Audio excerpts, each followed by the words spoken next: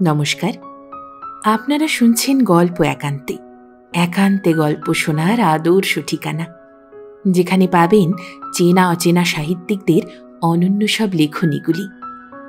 আজ শুনবেন সাহিত্যিক নারায়ণচন্দ্র ভট্টাচার্যের কলমে আরও একটি নতুন গল্প, বোঝা। গল্প পাঠে আমি রিয়া। গল্পটির কভার ডিজাইন এবং অন্যান্য সহায়তায় সাইলেন্ট গ্রাফিক্স। গল্প একান্তে এখন এসে গিয়েছে ফেসবুকেও, সেখানেও আসতে চলেছে বেশ কিছু নতুন গল্প। ফলো করতে ভুলবেন না আমাকে। ডেসক্রিপশনে ও ফার্স্ট কমেন্টে লিংক দেওয়া রইল। চলুন শোনা যাক আজকের গল্প।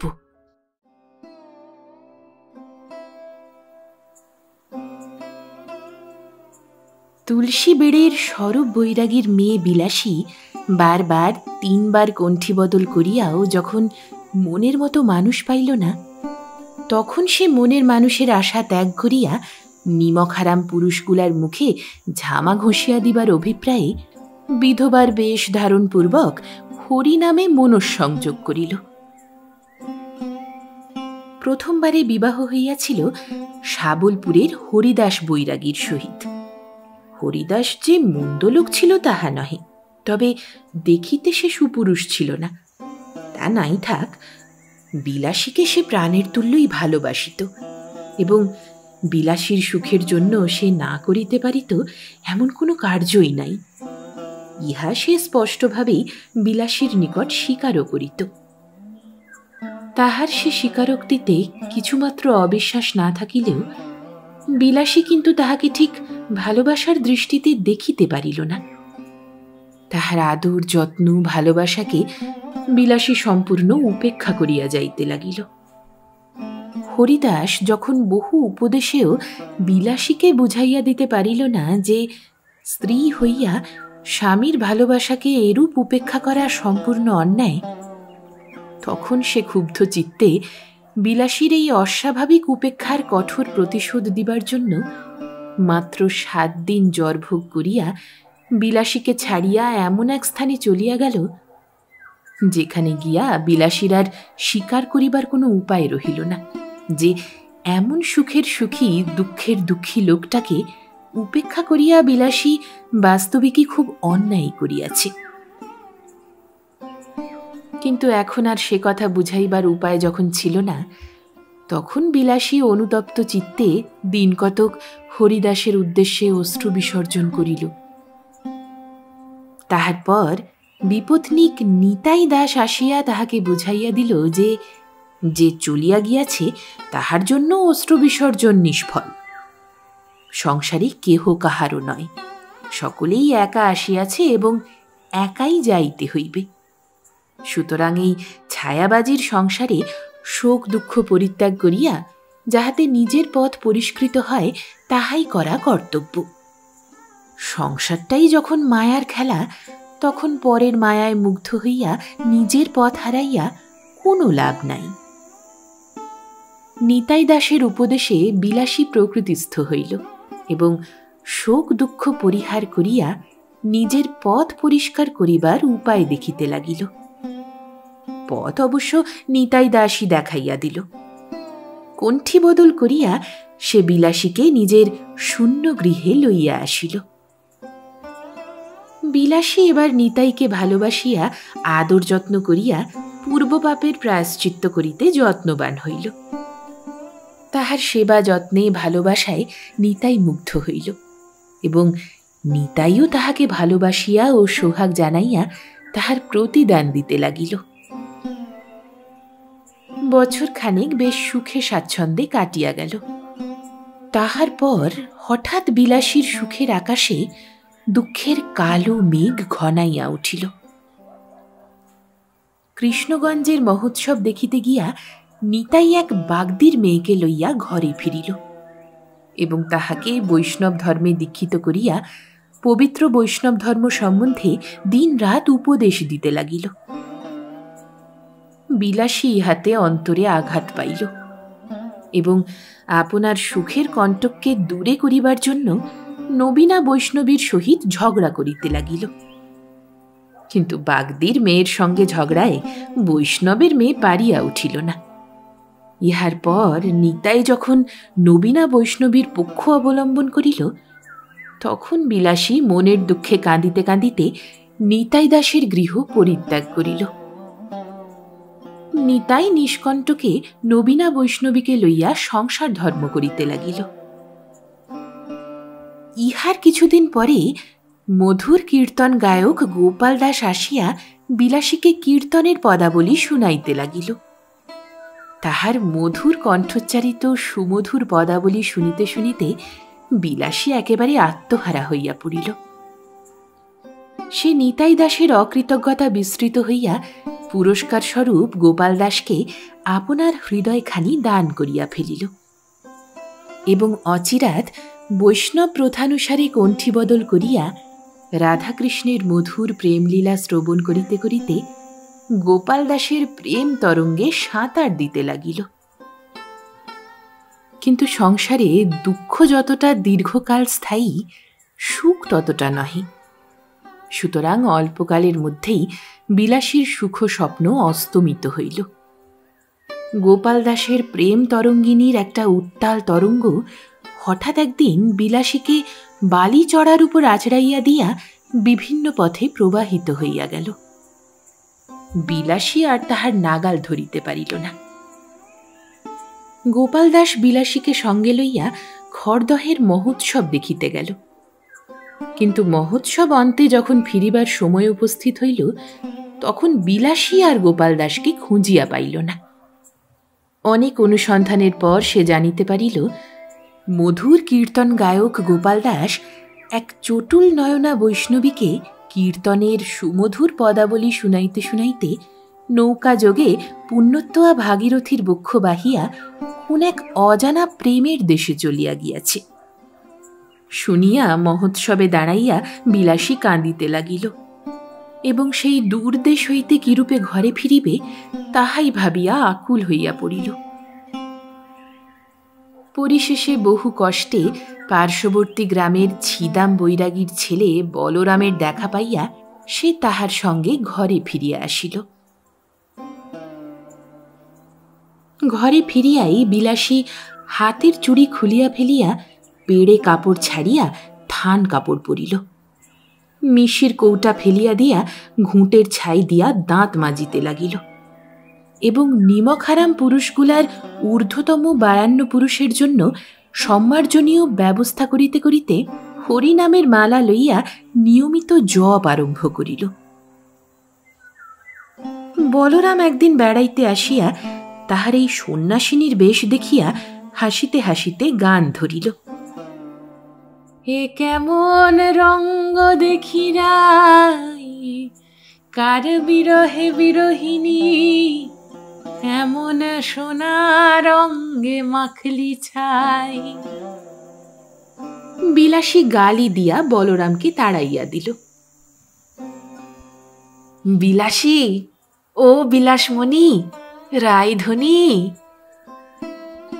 ঘরের ভিতর হইতে বিলাসী জিজ্ঞাসা করিল, কে রে পোড়ার মুখ?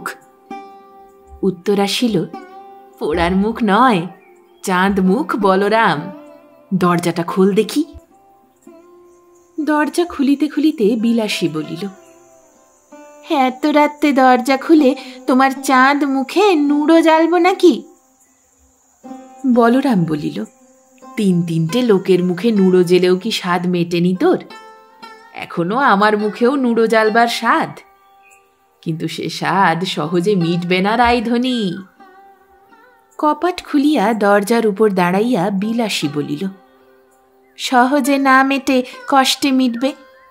এখন এই রাত্রিরে মরতে এসেছিস কেন বল দেখি?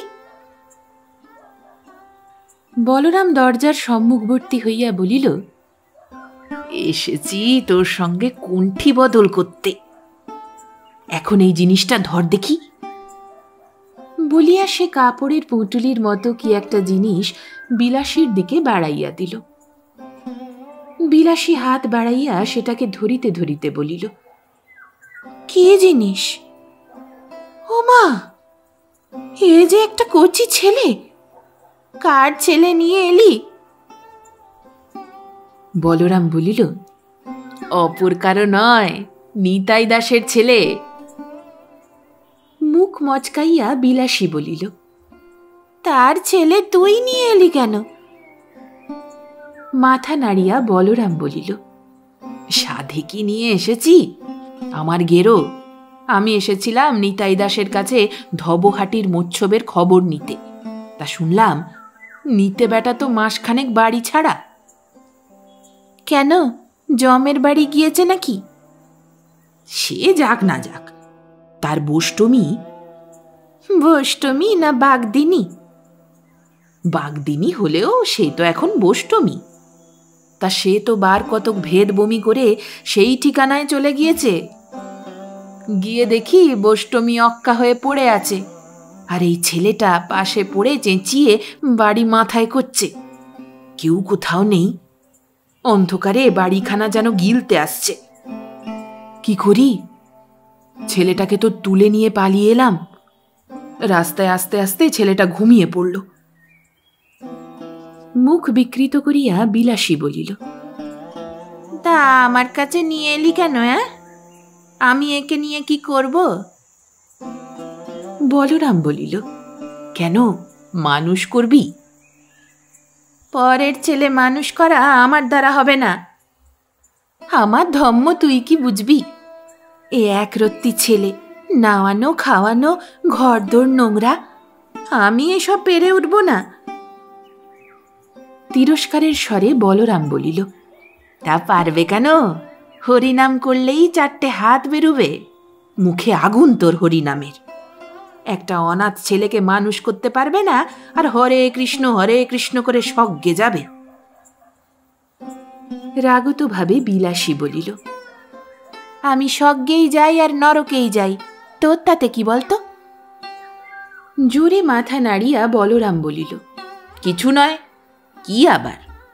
এখন ছেলেটাকে অন্তত 2-4 দিন রাখ, তারপর ওর যা হয় ব্যবস্থা করব। বিলাসী চুপ করিয়া দাঁড়াইয়া ভাবিতে লাগিল। বলরাম আবার বলিল, আমি এখন চললাম, দেখি বেজদাসকে নিয়ে যদি বৈষ্ণবী কোনো গতি করতে পারি। বলিয়াই সে ছুটিয়া চলিয়া গেল। বিলাসী অন্ধকারেই তীক্ষ্ণ দৃষ্টিতে ছেলেটার মুখের দিকে চাহিয়া নিঃশব্দে দাঁড়াইয়া রহিল। একটা পেঁচা বিকট শব্দ করিতে করিতে উড়িয়া গেল। সেই শব্দে ছেলেটার ঘুম ভাঙিয়া গেল। সে কাঁদিয়া উঠিল।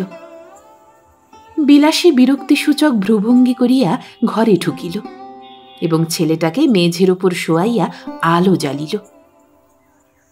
তাহার পর বাঁ হাতে আলো লইয়া সে ছেলেটার পাশে আসিয়া দাঁড়াইল। আহা, কি বা ছেলের ছিরি! যেমন রূপ তেমনই গড়ন, চেহারা দেখিলে কান্না পায়। বাগদিনীর ছেলে, ইহার বেশি আর কি হইবে? ছেলেটার দিকে চাহিতে চাহিতে ঘৃণায় বিরক্তিতে বিলাসীর মুখমণ্ডল কুঞ্চিত হইতে লাগিল। আলো দেখিয়া ছেলেটা একটু চুপ করিয়াছিল, আবার সে কাঁদিয়া উঠিল। বিরক্তিসূচক মুখভঙ্গি করিয়া বিলাসী আলো রাখিয়া ছেলেটাকে কোলে তুলিয়া লইল। কোল পাইয়া ছেলেটি চুপ করিল এবং এক দৃষ্টে বিলাসীর মুখের দিকে চাহিয়া রহিল। কিন্তু কিয়ৎক্ষণ পরেই বিলাসীর করস্পর্শে স্নেহের কোনো ভাব না পাইয়া ছেলে আর চুপ করিয়া রহিল না, বরং আরো জোরে জোরে কাঁদিতে লাগিল। বিলাসী বড়ই ব্যস্ত হইয়া পড়িল। কিভাবে এই হতভাগা ছেলেটাকে শান্ত করিবে ভাবিয়া পাইল না। সে তাহাকে কোলে তুলিয়া লইয়া ঘরের ভিতর পদচারণা করিতে লাগিল। অনেকক্ষণ এইরূপ করিতে করিতে কাঁদিয়া কাঁদিয়া ছেলেটা ঘুমাইয়া পড়িল। মেঝের একপাশে একখানা ছোট্ট মাদুর পাতিয়া তাহার উপর ছেলেটাকে শোয়াইয়া দিয়া বিলাসী নিজে শুইয়া পড়িল। বিলাসী শুইল বটে, কিন্তু অনেকক্ষণ পর্যন্ত তাহার ঘুম আসিল না। ঘুম না হইলেই নানা চিন্তা আসিয়া উপস্থিত হয়। বিলাসীও পড়িয়া পড়িয়া কত কথাই ভাবিতে লাগিল। নিতাই যদি বিশ্বাসঘাতকতা না করিত, তবে আজ সেও এমনই একটি ছেলে কোলে পাইত। ঠিক এমনই নয়, তাহার গর্ভের ছেলে বাগদিনীর ছেলের মতো এমন কুশ্রী কদাকার কখনোই হইত না। আর সেই ছেলেকে এমন করে এক কোণে ফেলিয়া রাখিয়া সে নিজে কখনো ভালো বিছানায় আসিয়া শুইতেও পারিত না। তারপর সে ভাবিল, আচ্ছা, সেও ছেলে, এটাও তো ছেলে, তবে তাহার উপর সে যে মমতা করিতে পারিত, ইহার উপর সেরূপ করিতে পারে না কেন? এইখানেই যত গোল। সর্বজীবে শ্রীহরি আছেন, ইহা জানিলেও আপনা হইতেই বিবেক জ্ঞান আইসে। কিন্তু বিলাসেরই বা দোষ কি? সে কিরূপে এই পরের ছেলেকে নিজের পেটের ছেলের মতো ভালোবাসিবে? বিশেষ করে এই বাগদিনীর কুৎসিত ছেলেটাকে তো সে কিছুতেই ভালোবাসিতে পারিবে না। তাহার গর্ভে এমন ছেলে জন্মিলেও সে তাহাকেও স্নেহ করিতে পারিত কিনা সন্দেহ। মাগো, একটা ছেলেকে জন্ম দিয়া তাহার মা বাপ এমন করিয়া কোথায় চলিয়া গেল? তাহারা তো নিজেরাই পারিল না, অপরেই বা কিভাবে এই পরের ছেলের ভার লইতে পারে? আচ্ছা, বলরাম যদি ইহাকে লইয়া না যায়, তাহার ঘাড়ে এই ভূতের বোঝা চাপাইয়া দিয়া যদি সরিয়া পড়ে? ওরে বাপরে, এই ছেলেকে মানুষ করা বিলাসীর কর্ম নয়। সংসারের আশা ভরসা ছাড়িয়া দিয়া সে এখন পরকালের মঙ্গলের আশায় নূতন পথে অগ্রসর হইয়াছে। কিন্তু এই ভূতের বোঝা ঘাড়ে লইয়া সে পথে কি আর অগ্রসর হইতে পারিবে? পরের এই কুৎসিত ছেলেটার জন্য পরকালের পথে কাঁটা দিবে? বলা হতভাগা যদি লইয়া না যায়, সে নিজেই একদিন নিতাই দাসের ঘরের দরজায় ইহাকে ফেলিয়া দিয়া আসিবে। তাহাতে লোক যাহা বলিতে হয় বলুক। লোকের ভয়ে বাগদিনীর ছেলেটাকে গলায় জড়াইয়া বিলাসী নরকের কূপে ডুবিয়া মরিতে পারিবে না। আহ, কি আপদ! এত রাত হইল, তবু পোড়া চোখে ঘুম আসে না। ছেলেটা কি খায় কে জানে? আবার 1 বছরের ছেলে, ভাত মুড়ি খাইতে পারে কি? ভাত মুড়ি খাইবে না তো কি খাইবে? নিতাই দাস উহাকে শের দুধ কিনিয়া খাওয়ায় নাকি? এমন লোক সে নয়, পিঁপড়ের পেট টিপিয়া গুড় বাহির করে। যদি সে খাওয়াইয়াও থাকে, তাহাতেই বা কি আসে যায়?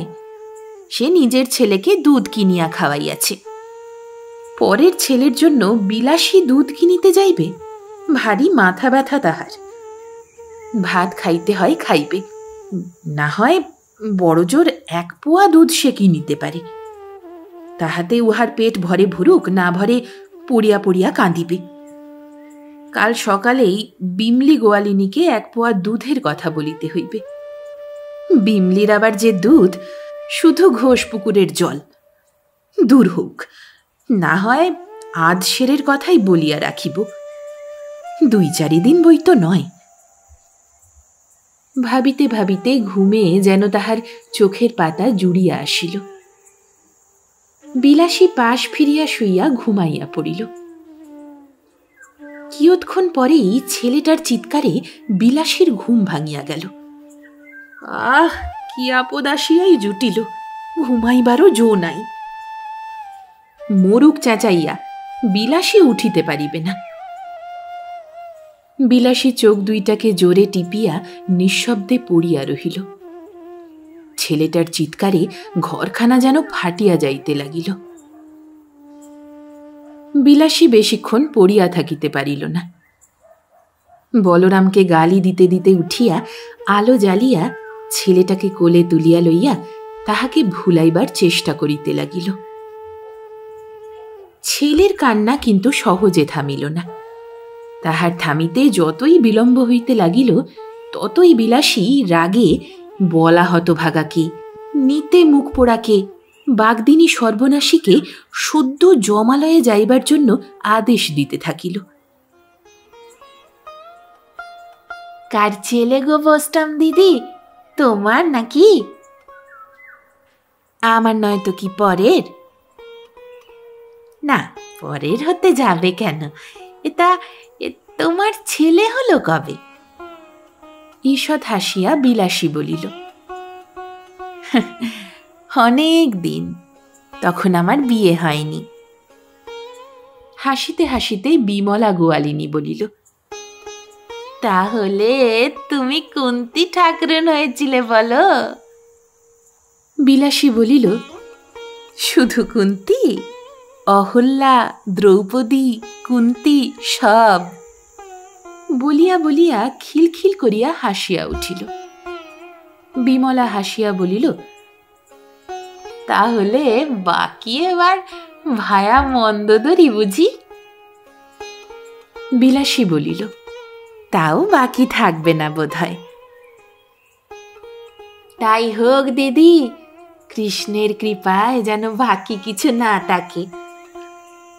ভারী মুখে বিলাসী বলিল, কি করি বল? বলা মুখ পোড়াটা ভূতের বোঝা ঘাড়ে চাপিয়ে দিয়ে গেল। কণ্ঠি দোলাইয়া বিমলা বলিল, তা এমন মন্দই আর কি করেছে? মার সৎ মা একই জিনিস। তোমারও তো কেউ নেই, বেটা ছেলে, মানুষ মুনুষ করো, পরে কাজে লাগবে দেখো। রাগত ভাবে বিলাসী বলিল, হ্যাঁ রে, কাজে লাগবে কি? আমাকে স্বর্গের সিঁড়ি তৈরি করে দেবে, সেই আশাতেই তো দুধ খাওয়াচ্ছি। গভীর মুখে উপদেশের স্বরে বিমলা বলিল, তা ভাই, আশা নিয়েই সংসার। আর স্বর্গের সিঁড়ি কে তৈরি করে দেয় বলো? নিজের পেটের ছেলেই ভাত দেয় না। তবে বাঁচে তো ছেলেটা নেহাত সতীনপুর মতো হবে না। 1 বছরের ছেলে বই তো নয়, তোমাকেই মা বলে জানবে। মুখ মচকাইয়া বিলাসী বলিল, তাহলে এই স্বর্গ থেকে পুষ্পরথ নেমে আসবে। তুই যেমন পাগল গয়লা সই, আমি বাগদিনীর ছেলেটাকে মানুষ করতে যাব? 2-4 দিন দেখি, তারপরে বলার দৌড়ে ফেলে দিয়ে আসব। ঈষৎ বিরক্তির স্বরে বিমলা বলিল, ফেলে দিয়ে আসতে যাবে কেন? মানুষ করলে তোমার গরজ কমে যাবে নাকি? বলি, একটা ছেলের তরে লোক কত যাগযজ্ঞ করে। কেদার চৌধুরী, কত পয়সা, ছিষ্টির ওষুধ বউটার গলায় বেঁধে দিচ্ছে, যদি একটা মেয়েও হয়। বিলাসী বলিল, আমার তো তার মতো জমিদারি নাই যে বসে বসে একটা পরের ছেলেকে মানুষ করতে পারবো। আমি অত শত পারবো না গয়লা সই। মুখ গম্ভীর করিয়া বিমলা বলিল, মুখে আগুন লাগুক। বলিয়া বিমলা মুখ ঘুরাইয়া লইয়া জিজ্ঞাসা করিল, কত দুধ দেব আজ সের? হ্যাঁ, যে কদিন থাকে সে কদিন তাই দিয়ে যাস। দুধ মাপিয়া দিয়া বিমলা চলিয়া গেল। দুধের ডেকচি তুলিয়া রাখিয়া বিলাসী স্নানে যাইবার উদ্যোগ করিল। ছেলেটা শুইয়া শুইয়া উঠানে খেলা করিতেছিল। কখনো কখনো 1 মুঠা ধুলা লইয়া উপাদেয় খাদ্য ভাবিয়া মুখের মধ্যে নিক্ষেপ করিতেছিল, কিন্তু তাহার মধ্যে কোন রকম স্বাদ না পাইয়া থু থু করিয়া ফেলিয়া দিতেছিল। তুলসী মঞ্চের কাছে গিয়া তুলসী গাছটাকে ধরিয়া প্রদক্ষিণ করিতেছিল, কিন্তু উচ্চতা অনেক হওয়ায় আমা আমা করিতে করিতে মাথা চাপড়াইতেছিল। উঠানের এক পাশে কয়েকটি ফুলের গাছ ছিল। গাছের ফুলও 2-4টা ফুটিয়াছিল।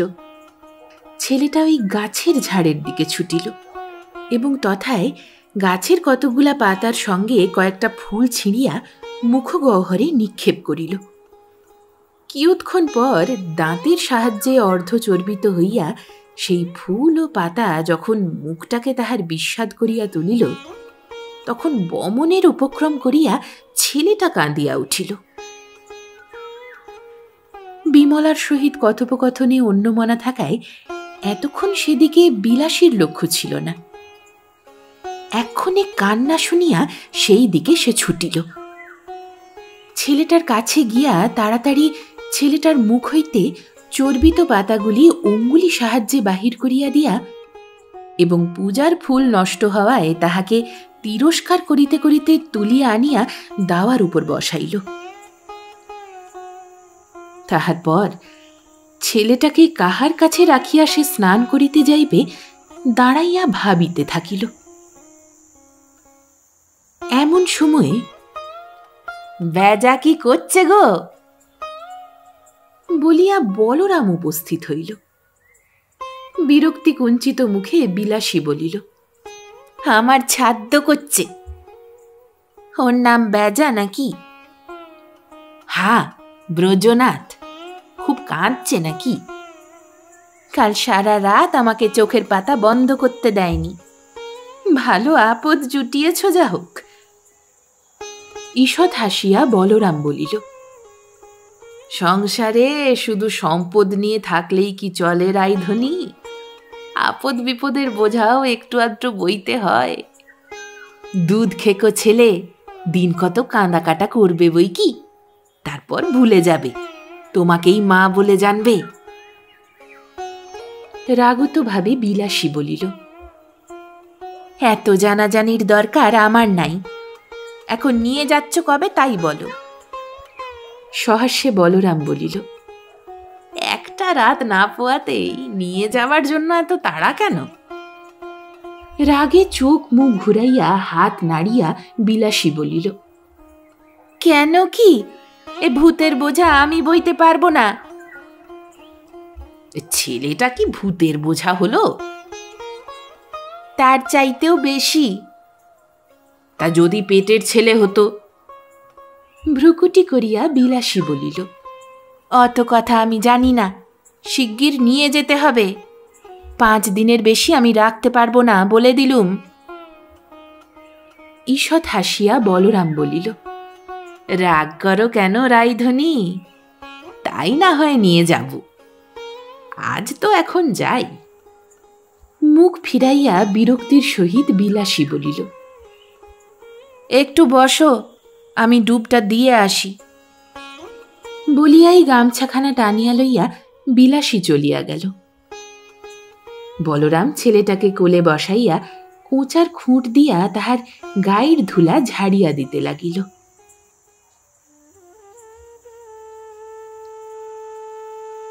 একদিন মা মা করিয়া কচি ঠোঁট দুটিতে হাসির লহর তুলিয়া ভাষা ভাষা চোখ দুইটি বিলাসীর মুখের উপর স্থাপন করিয়া তাহার হাঁটু চাপড়াইতে চাপড়াইতে অস্ফুট স্বরে বেজা ডাকিল। বিলাসী মালা জপিতে জপিতে ফিরিয়া শিশুর মুখের দিকে চাহিল। প্রদীপের আলো আসিয়া বেজার হাস্যপ্রফুল্ল মুখের উপর পড়িয়াছিল। কুঁদ ফুলের মতো কচি কচি দাঁত কয়টি দিয়া শতচন্দ্রের রশ্মি বিচ্ছুরিত হইতেছিল। কালো কালো চোখ দুইটিতে এক অপূর্ব মাধুর্য উছলিয়া উঠিতেছিল। হা, মরি মরি, কি সুন্দর মুখ, কি মন প্রাণ স্নিগ্ধকর হাসি, কি প্রাণ মাতানো ডাক। এই কালো কুৎসিত ছেলেটার মুখে এত সৌন্দর্য, ইহার অস্ফুট মাতৃ সম্বোধনে এত মধুরতা, এমন তৃপ্তি। বিলাসী আর মুখ ফিরাইতে পারিল না। স্থির নির্নিমেষ দৃষ্টিতে শিশুর মাধুর্য ভরা মুখের দিকে চাহিয়া তাহার মুখনিসৃত মাতৃ সম্বোধন শুনিতে লাগিল। বেজা তাহার কোলে উঠিবার অভিপ্রায়ে হাঁটুতে ভর দিয়া কচি হাত দুইখানি তুলিয়া যেন সকরুণ প্রার্থনার স্বরে ডাকিল, মা আর মা। মালা সমেত হাতটা বাড়াইয়া বিলাসী তাহাকে কোলে তুলিয়া লইল। কোল পাইয়া শিশুর মুখে হাসি আর ধরে না। সে হাত দুইটা তুলিয়া বিলাসীর মুখখানা ধরিবার চেষ্টা করিল, কিন্তু হাত না পাওয়ায় তাহার মুখে যেন একটু নৈরাশ্যের ছায়া ফুটিয়া উঠিল। বিলাসী থাকিতে পারিল না। শিশুর আগ্রহটুকু পূর্ণ করিয়া দিবার জন্য সে মৃদু হাসিয়া মাথাটা একটু নিচু করিল। অমনি বেজা তাহার গলা জড়াইয়া ধরিয়া উৎসাহ প্রফুল্ল কণ্ঠে ডাকিল, মা। স্নেহের উচ্ছ্বাসে বিলাসীর বুকটা উচ্ছ্বসিত হইয়া উঠিল। সে আস্তে আস্তে মুখটা নিচু করিয়া শিশুর মুখের উপর স্থাপন করিতেই কি এক অব্যক্ত পুলকে তাহার সর্বশরীর শিহরিয়া উঠিল। বিলাসী জব ভুলিল, নিতাই দাসের বিশ্বাসঘাতকতা ভুলিল। পরের ছেলের কালো কুৎসিত চেহারা বিস্তৃত হইয়া অজস্র চুম্বনে বেজাকে একেবারে ব্যতিব্যস্ত করিয়া তুলিল। বেজা ক্ষুদ্র দর্শনরাজিতে হাসির জ্যোৎস্না খেলাইয়া বিলাসীকে যেন এক নতুন স্বর্গের পথ দেখাইয়া দিল। এমন সময় বাহির হইতে বলরাম ডাকিল, রায়ধনী। বিলাসী তাড়াতাড়ি বেজাকে কোল হইতে নামাইয়া দিয়া হাতের মালা ছড়া ঠিক করিয়া ধরিল। বলরাম দাবার উপর উঠিয়া আসিয়া জিজ্ঞাসা করিল, জপ হচ্ছে নাকি? বেজা কেমন আছে? মুখটা একটু বাঁকাইয়া ঈষৎ বিরক্তিসূচক স্বরে বিলাসী উত্তর দিল, কেমন থাকবে আর? বলিয়া সে বাঁ হাত দিয়া পিঁড়াটা ঠেলিয়া দিল। বলরাম পিঁড়ার উপর বসিয়া পুনরায় জিজ্ঞাসিল, কাঁদা কাটা একটু কমেছে? মুখ মচকাইয়া বিলাসী বলিল, হ্যাঁ কমেছে। দিনে রাতে আমাকে একেবারে অস্থির করে তুলেছে। ভূতের বোঝা নিয়ে আমার পুজো আচ্চা জপ তপ সব মাটি হতে বসেছে। ঈষৎ হাসিয়া বলরাম বলিল, বলো কি রাইধনী, একেবারে মাটি? বিলাসী মুখটা ঘুরাইয়া লইয়া একটু রাগত ভাবে বলিল, এই বুঝি তোমার 2-5 দিন? বলরাম বলিল, না, 2-5-10 দিনের এখনো 3 দিন বাকি আছে। আজ সবে 7 দিন। ভ্রুভঙ্গি করিয়া বিলাসী বলিল, ও সব ন্যাকামি রেখে দাও, এখন নিয়ে যাচ্ছ কবে বলো? বলরাম বলিল, আজই। চমকিতভাবে বিলাসী বলিল, এই রেতের বেলায়? দোষ কি? ওর এখন অন্ধ জাগো, কিবা রাত্রি কিবা দিন। বিলাসী কোনো উত্তর না দিয়া গম্ভীরভাবে মালা ঘুরাইতে লাগিল। বলরাম জিজ্ঞাসা করিল, তাহলে থাকবে আজ? রোষ গম্ভীর কণ্ঠে বিলাসী বলিল, আর থেকে কাজ নাই, নিয়ে যাও। বলিয়া সে বেজাকে বলরামের দিকে একটু ঠেলিয়া দিল। বেজা ব্যাপার কিছু না বুঝিলেও সশঙ্ক দৃষ্টিতে একবার বলরামের আর একবার বিলাসীর মুখের দিকে চাহিয়া বিলাসীর দিকে একটু সরিয়া বসিল। তাহা লক্ষ্য করিয়া বলরাম বলিল, ওই দেখো, তুমি নিয়ে যেতে বলছো, কিন্তু ওর যেতে ইচ্ছা নাই, ও তোমার দিকে সরে বসছে। রাগিয়া উঠিয়া বিলাসী বলিল, ধন্যী করেছে আমাকে, কৃতার্থ করে দিয়েছে। অমন দুধের ছেলেকে আমি পোয়াতে পারবো না। শ্লেষের স্বরে বলরাম বলিল, তা পারবে কেন? দিনে 7 বার মালা ফিরাতে পারবে। রাগে মাথা নাড়িয়া বিলাসী বলিল, না, মালা ফেরাবো কেন? পরের ছেলের নোংরা ঘাঁটলেই আমার পরকালের কাজ হবে। হাসিতে হাসিতে বলরাম বলিল, এই 24-25 বছর বয়সেই পরকালের ভাবনা যেরকম ভাবতে শিখেছ রাইধনী, এরপর 50 বছর বয়সে যে কি করবে তা তো ভেবেই পাই না। ক্রুদ্ধ কণ্ঠে বিলাসী বলিল, আমার ভাবনা তোমারে ভাবতে হবে না, তুমি নিজের চরকায় তেল দাও গে। একদিন তাই তো দিচ্ছিলাম, মাঝে এসে এই ছেলেটা যে গোল বাঁধিয়ে দিলে। আচ্ছা আজ থাক, কাল হবে না, পরশু নিয়ে যাব। কোথায় নিয়ে যাবে? যেখানে হয়। নিজেই রাখবে নাকি? আমাকেই কে রাখে ঠিক নাই, আমি আবার পরের ছেলেকে নিয়ে রাখবো? তবে নিয়ে যেতে চাইছো কেন? কাজেই তুমি যখন কিছুতেই রাখবে না, তখন কাজেই নিয়ে যেতে হবে। ঈষৎ হাসিয়া বিলাসী বলিল, তাহলে তোমার নিয়ে যাবার কথাটা ফাঁকি বাজি বলো? হাসিতে হাসিতে বলরাম বলিল, ঠিক ধরেছ রাইধনী, নিয়ে গিয়ে রাখবার জায়গা থাকলে এ বোঝা তোমার ঘাড়ে চাপাতাম না। বলিয়া সে উঠিয়া দাঁড়াইল। বিলাসী বলিল, উঠলে যে? বসবো নাকি? বসো আর দাঁড়াও, পরশু কিন্তু নিয়ে যেতে হবে। বলরাম বলিল, যদি না নিয়ে যাই? আমি নিজে ঘাড়ে করে নিয়ে এই বোঝা তোমার দরজায় দিয়ে আসবো বলে দিলুম। পারবে? পারি কি না দেখে নিও। গম্ভীরভাবে মাথা নাড়িয়া বলরাম বলিল, তোমাকে এতটা কষ্ট করতে হবে না রাইধনী, আমি নিজেই এসে নিয়ে যাব। বলরাম চলিয়া গেল। বিলাসী বিষ্ণু স্মরণ করিয়া পুনরায় মালা জপিতে আরম্ভ করিল।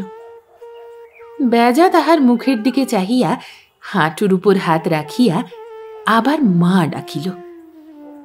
বিলাসী এইবার তাহার দিকে ফিরিয়া চাহিল না, মুখ ফিরাইয়া ক্ষিপ্র হস্তে মালা ঘুরাইতে লাগিল।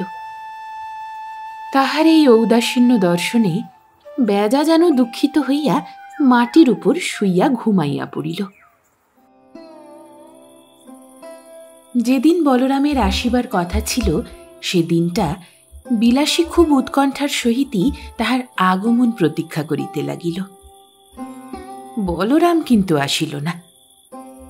দিনে আসিল না, সন্ধ্যার পর হয়তো আসিতে পারে। বিলাসী সন্ধ্যা দ্বীপ জ্বালিয়া বেজাকে শেষ দুধটুকু খাওয়াইয়া দিয়া মালা হাতে দাবায় আসিয়া বসিল। কৃষ্ণা চতুর্থী। প্রথম এক প্রহর অন্ধকার। অন্ধকারে খানিক খেলিয়া বেজা পাশে শুইয়া ঘুমাইয়া পড়িল।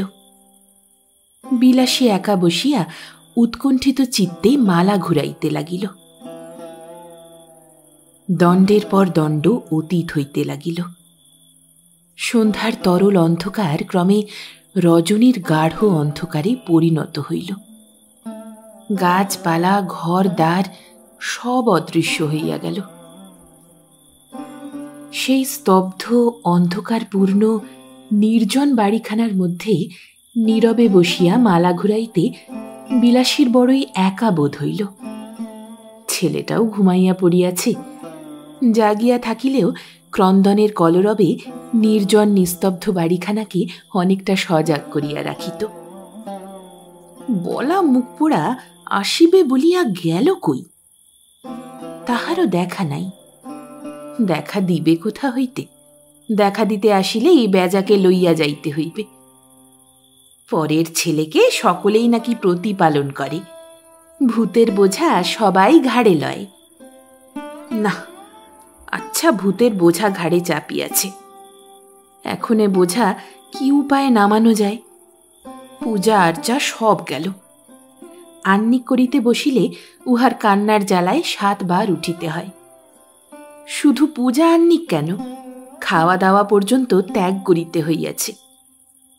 আজ তো দুপুরবেলা নোংরা হাত দিয়া বাড়া ভাত নষ্ট করিয়া দিল। নিজের পেটের বালাই নাই, পরের বালাই লইয়া এ কি বিষম জ্বালায় পড়িতে হইয়াছে। হরি মধুসূদন, বড় জ্বালায় জ্বলিয়া তোমার চরণ সার করিয়াছিলাম, কিন্তু মহা পাপিনী আমি। আবার এমন বিষম জ্বালায় পড়িয়াছি যে দিনান্তে তোমাকে একবার ডাকিবারও অবসর পাই না। আমারে জ্বালা দূর করিয়া দাও, এই ভূতের বোঝা ঘাড় হইতে নামাইয়া দাও দয়াময়। প্রাণীর আকুল বেদনা শ্রীহরির চরণে নিবেদন করিতে করিতে বিলাসীর চোখ দুইটা সজল হইয়া আসিল। একটা দীর্ঘ নিঃশ্বাস ত্যাগ করিয়া কাপড়ে চোখ মুছিয়া বিলাসী ধীরে ধীরে নাম জপ করিতে লাগিল। মালা একবার, দুইবার, তিনবার ঘুরিয়া গেল। ঘরের পিছনে তেঁতুল গাছের ডালে বসিয়া প্যাঁচা ডাকিতে লাগিল। চাঁদের আলোয় পূর্বাকাশ রঞ্জিত হইয়া উঠিল। বিলাসী মালা ছড়াকে কপালে ছোঁয়াইয়া গলায় ফেলিল। তাহার পর সে মৃদুস্বরে আবৃত্তি করিতে লাগিল। নাম ভজ নাম জপ নাম কর সার, নাম বিনে সংসারে গতি নাহি আর। রাম নাম জপ ভাই আর সব মিছে, অনিত্য সংসার যেন জম আছে পিছে। হা কৃষ্ণ করুণা সিন্ধু জগতের পতি, তোমা বিনা অধমের আর নাই গতি। দ্বারা সুত মায়া ফাঁস গলে জড়াইয়া, ডুবিয়া মরিনু নাথ দেখেছ চাহিয়া। বেজা ওইদিকে ঘুমের ঘোরে মা মা বলিয়া কাঁদিয়া উঠিতেই বিলাসী চমকিত ভাবে ফিরিয়া চাহিয়া আস্তে আস্তে তাহার মাথায় হাত চাপড়াইতে লাগিল। বেজা পুনরায় ঘুমাইয়া পড়িল। বিলাসী তাহার মুখের দিকে চাহিয়া তাহার পিঠে মাথায় হাত বুলাইল। না, রাগের মাথায় ছেলেটা আজ বড়ই মার খাইয়াছে। রাগেরই বা অপরাধ কি? তেমন উৎকণ্ঠার সময় খাওয়াইয়া ধোয়াইয়া কোথায় এক মুঠা পেটে দিতে গিয়াছি, না, হতভাগা ছেলে ঝাঁপাইয়া আসিয়া ভাতগুলা নষ্ট করিয়া দিল। ভাগ্যে হাঁড়িতে এক মুঠা ভাত ছিল, নইলে তো উপবাসে এই সারাটা দিন কাটাইতে হইত। না বাবু, খাবার জিনিস নোংরা হইলে খাওয়া যায় না, তা নিজের ছেলেই হোক আর পরের ছেলেই হোক। ছেলে মানুষ বলিয়াই কি উৎকণ্ঠার সময় এত সহ্য হয়? তবে মারটা কিছু বেশি হইয়াছে। পিঠের এইখানটা এখনো বুঝি একটু ফুলিয়া আছে। মার খাইয়া অবধি আজ সারা দিনটা ভয়ে মুখের দিকে চাহিতে পারে নাই। অন্যদিন জপে বসিলে কত উৎপাত করে, কোলে উঠে পিঠ চাপড়ায়, মালা ধরিয়া টানাটানি করে। আজ আর সেসব কিছুই নাই, চুপ করিয়া ঘুমাইয়া পড়িয়াছে। তা পড়ুক, তবু একবার স্থির হইয়া ভগবানকে ডাকিতে পারা যায়। ইহকাল তো গিয়াছে, এখন এই ভূতের বোঝা লইয়া পরকালটাও কি নষ্ট করিব? বিমলি পোড়ার মুখী বলে, বেজা বড় হইলে আমাকে দেখিবে, খাওয়াইবে, পড়াইবে। কাজ নাই আর দেখায়। যিনি সকল জীবকে দেখিয়া আসিতেছেন তিনি দেখিলেই যথেষ্ট। বেজা বড় হইয়া আমাকে খাওয়াইবে। হায় রে কপাল! তাহা হইলে অমন সমর্থ বেটা থাকিতে বিনে বাগদির মাকে ভিক্ষা করিয়া খাইতে হইত না। চুলোয় যাও, খাওয়ানো পরানো। এখন এ আপদ বিদায় করিতে পারিলে বাঁচি। না, বলা পোড়ার মুখও আর আসিল না, আসিবেও না। তাহা হইলে তাহার ঘরে গিয়া এ বোঝা ফেলিয়া দিয়া আসিব নাকি? কালই তা দিয়া আসিতে পারি, তবে লোকে পাছে কিছু বলে এই যা ভয়। নয়তো বিলাসী বষ্টমীর কাছে চালাকি করিয়া পার পাওয়া যায় না। বেজা পুনরায় কাঁদিয়া উঠিল। বিলাসী এবার তাহাকে কোলের উপর তুলিয়া শুয়াইল। বাঁশঝাড়ের ফাঁক দিয়া খানিকটা জ্যোৎস্না আসিয়া দাবার উপর পড়িয়াছিল। সেই আলোকে বিলাসী দেখিতে পাইল ঘুমন্ত অবস্থাতেও বেজার ঠোঁট দুইটা যেন চাপা কান্নায় ফুলিয়া উঠিতেছে। বিলাসী বুঝিতে পারিল ছেলেটা ঘুমাইয়াও মার খাইবার স্বপ্ন দেখিতেছে এবং সেই জন্যই সে কাঁদিয়া উঠিতেছে। ছি ছি, এই এতটুকু ছেলেকে এত মারিয়া সে ভালো কাজ করে নাই। রাগের মুখে আগুন তাহার। অজ্ঞান শিশু, আহা! তাহার কি সূচি অসুচি ভালো মন্দ জ্ঞান আছে, না মারিলেই সেই জ্ঞান হইবে? বাস্তবিক আজ ছেলেটা ভয়ে যেন আধখানা শুকাইয়া গিয়াছে। আপনার রাগকে ধিক্কার দিতে দিতে বেজাকে কোলে তুলিয়া বিলাসী ঘরে ঢুকিল। একদিন 2 দিন করিয়া 1 মাস কাটিয়া গেল। বলরামের দেখা নাই। অনুসন্ধানে বিলাসী জানিল সে নবদ্বীপে মেলা দেখিতে গিয়াছে। রাগে বিলাসী বলরামকে গালি দিতে লাগিল। সেই সঙ্গে সে যখন বুঝিতে পারিল যে ছেলেটার ভার সম্পূর্ণরূপে তাহার উপরেই পড়িয়াছে, বলরাম যে আর ফিরাইয়া লইয়া যাইবে সে আশা নাই, তখন বিলাসী ছেলেটার উপরেও না রাগিয়া থাকিতে পারিল না এবং হতভাগা ছেলে যে তাহারই ঘাড় ভাঙিবার জন্য, তাহার পরকালের পথে কাঁটা দিবার জন্যই জন্মগ্রহণ করিয়াছে, এক্ষণে তাহাকে বিদায় করিবার যে কোনো উপায় আর নাই, ইহাই প্রতি কথায় ব্যক্ত করিয়া সামান্য রাগেও বেজার উপর বেশি করিয়া রাগ ঝাড়িতে লাগিল। বিমলা দুধ দিতে আসিয়াছিল। বিলাসী বলিল, আর দুধে কাজ নাই, পরের ছেলেকে একে 12 মাস দুধ কিনে খাওয়াতে পারে? গোয়ালিনী বলিল, তা জেনেছি, নাও, কাল থেকে আর নিও না। পরদিন বিমলা গোয়ালিনী আসিয়া আবার জিজ্ঞাসা করিল, কি গো, দুধ চাই না তো? বিরক্তি সহকারে বিলাসী বলিল, দিয়ে যাও, নইলে খাবে কি? শেষে কি পেটের জ্বালায় আমাকে খেয়ে ফেলবে? বিমলা হাসিতে হাসিতে দুধ মাপিয়া দিল। হরে কৃষ্ণ, বিলাস কোথায় গো? বিলাসী স্নান করিয়া আসিয়া আন্নিকের আগে বেজাকে খাওয়াইবার জন্য দুধ জাল দিতে বসিয়াছিল। সহসা যেন পরিচিত কণ্ঠের ডাক শুনিয়া ফিরিয়া চাহিল এবং চাহিয়াই তাড়াতাড়ি আঁচলটা টানিয়া মাথায় তুলিয়া দিল। যে ডাকিতেছিল সে নিতাই দাস। নিতাই সহাস্য মুখে অগ্রসর হইতে হইতে বলিল, হরে কৃষ্ণ, রান্না করছ নাকি? বেজা কোথায়? বেজা অদূরেই উঠানের এক পাশে কতগুলা ধুলা ও 1 মুঠা ফুল লইয়া আপন মনে খেলা করিতেছিল। বিলাসী সেই দিকে অঙ্গুলি নির্দেশ করিয়া মৃদুস্বরে উত্তর দিল, ওই যে। নিতাই একগাল হাসিয়া বলিল, বেশ বেশ, ভালো আছে তো? বলিয়া সে দাবার উপর উঠিয়া বসিল। বিলাসী আসিয়া আসন একখানি পাতিয়া দিল। নিতাই আসন গ্রহণ করিয়া বলিল, হরে কৃষ্ণ, আমি বলতে নাই, শ্রীধামে গিয়েছিলাম। কাল সেখান থেকে ফিরে কোটগঞ্জে এসেছিলাম। সেখানেই শুনলাম বৈষ্ণবী বৈকুণ্ঠ লাভ করেছে। হরে কৃষ্ণ, শুনে ছেলেটার জন্য একটু ভাবনা হলো। সকালে উঠেই তাড়াতাড়ি আসছি। রাস্তায় বলরামের সঙ্গে দেখা। সে বললে, বেজা তোমার কাছেই আছে।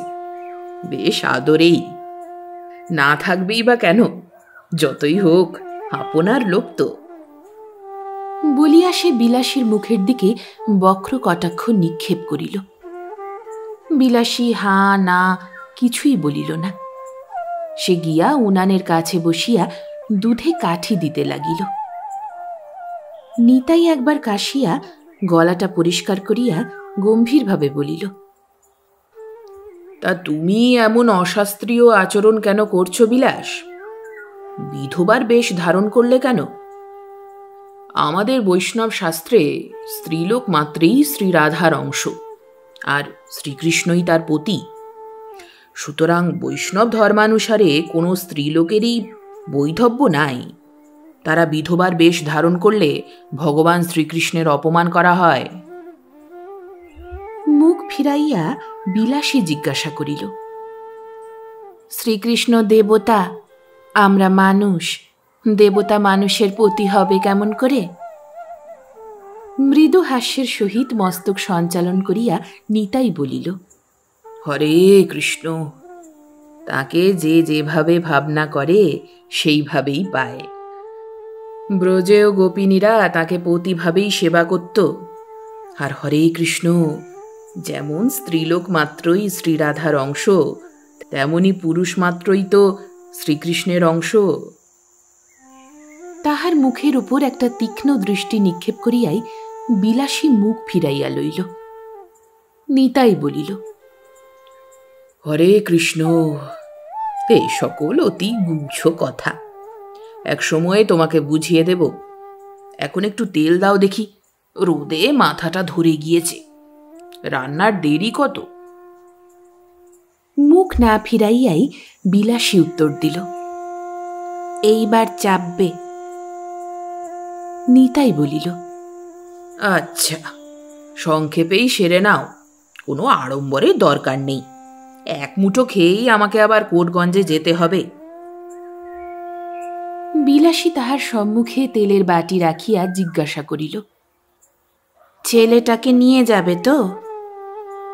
তা নিয়ে যাব বই কি, বলিয়া নিতাই তৈলমর্দনে প্রবৃত্ত হইল।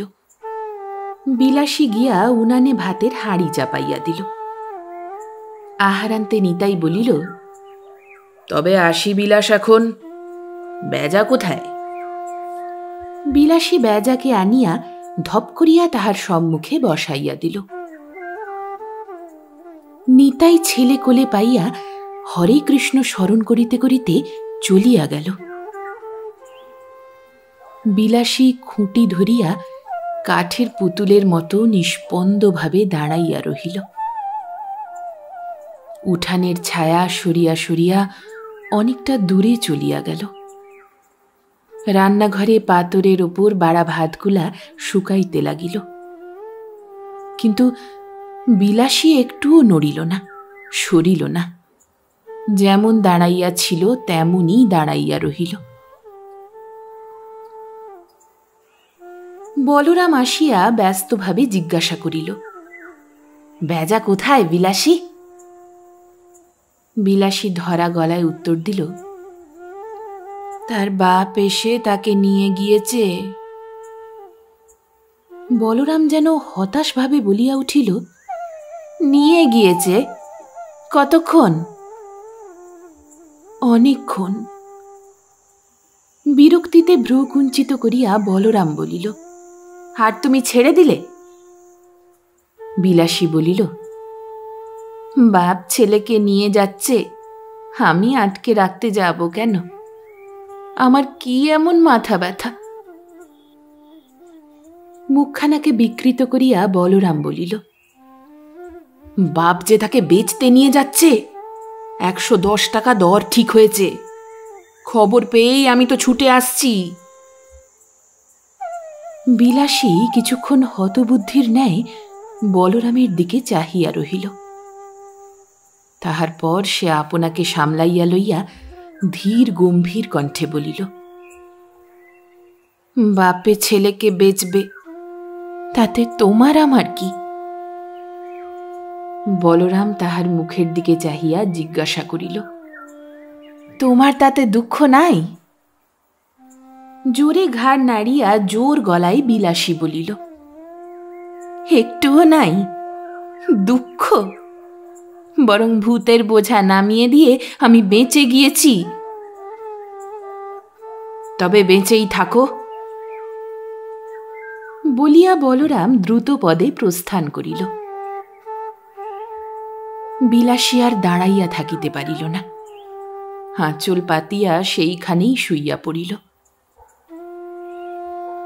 যখন ঘুম ভাঙিল তখন বেলা শেষ হইয়া আসিয়াছে।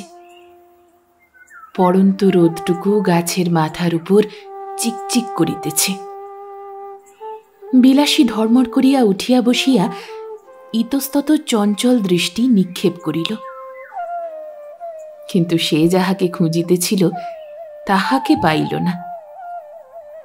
সে ভূতের বোঝা যে নামিয়া গিয়াছে, তবে আর এত ব্যস্ততা কেন? বিলাসী উঠিয়া ব্যস্ততা সহকারে গৃহকর্মে প্রবৃত্ত হইল। পাতরের শুকনা ভাতগুলা জলে ঢালিয়া দিয়া আসিল। এঁটো বাসনগুলা তখনও পড়িয়াছিল, সেগুলো মাজিয়া ধুইয়া আনিল। তাহার পরে সে ঘরে দোরে ঝাঁট দিয়া সন্ধ্যা দ্বীপ জ্বালিয়া মালা লইয়া বসিল। আজ আর কোনো গোলমাল নাই।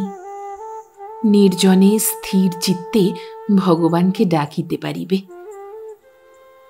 কিন্তু এ কি, জপে আজ মন বসে না কেন? বাড়িটা যেন বড়ই ফাঁকা, ভয়ানক নির্জন মনে হইতেছে। একটু কান্না নাই, হাসি নাই, কলরব নাই, যেন স্তব্ধ শ্মশান ভূমি। এই নির্জীব নিস্তব্ধ শ্মশান ভূমে বসিয়া ভগবানকে ডাকিতেও প্রাণ যেন আতঙ্কে শিহরিয়া উঠে। কেন এমন হইল? সেই ঘর, সেই বাড়ি, সেই বিলাসী। নাই শুধু মাস দেড়েকের পরিচিত একটা একরত্তি ছেলে। তবে মনটা এমন করে কেন? সেই একরত্তি ছেলেটাই কি তাহার সুখ, শান্তি, নিশ্চিন্ততা সব কাড়িয়া লইয়া গেল? বিলাসী মালা হাতে বসিয়া ভাবিতে লাগিল। রাস্তা দিয়া কে গাহিতে গাহিতে যাইতেছিল, হরি বিনে বৃন্দাবনে আর কি সেদিন আছে, ব্রজেরই সে সুখ সাদ ব্রজনাথের সঙ্গে গেছে, হরি বিনে বৃন্দাবনে আর কি সেদিন আছে। বিলাসীর বুকটা ছাত করিয়া উঠিল। সে উৎকর্ণ হইয়া শুনিতে লাগিল। গায়ক গাহিতে গাহিতে যাইতেছে, বৃক্ষেতে নাহি পল্লব, গোষ্ঠেতে নাহি বল্লভ, কোকিলেরই কুহুরব, সে রব নীরব হয়েছে। ওহো, নীরব, সত্যই ভয়ঙ্কর নীরব। যাহা কিছু ছিল সব সেই বেজা হতভাগার, সেই ভূতের বোঝাটার সঙ্গে চলিয়া গিয়াছে। মালা ছড়া আছড়াইয়া ফেলিয়া বিলাসী মাটির উপর উপুড় হইয়া শুইয়া পড়িল এবং হাতের ভিতর মুখ গুজিয়া দিয়া ফুলিয়া ফুলিয়া কাঁদিয়া উঠিল। গায়ক তখনও গাহিতে গাহিতে দূরে চলিয়া গিয়াছিল। দূর হইতে তাহার গানের ক্ষীণ রেশটুকু বাতাসে ভাসিয়া আসিতেছিল। সে রব নীরব হয়েছে, হরি বিনে বৃন্দাবনে আর কি সেদিন আছে।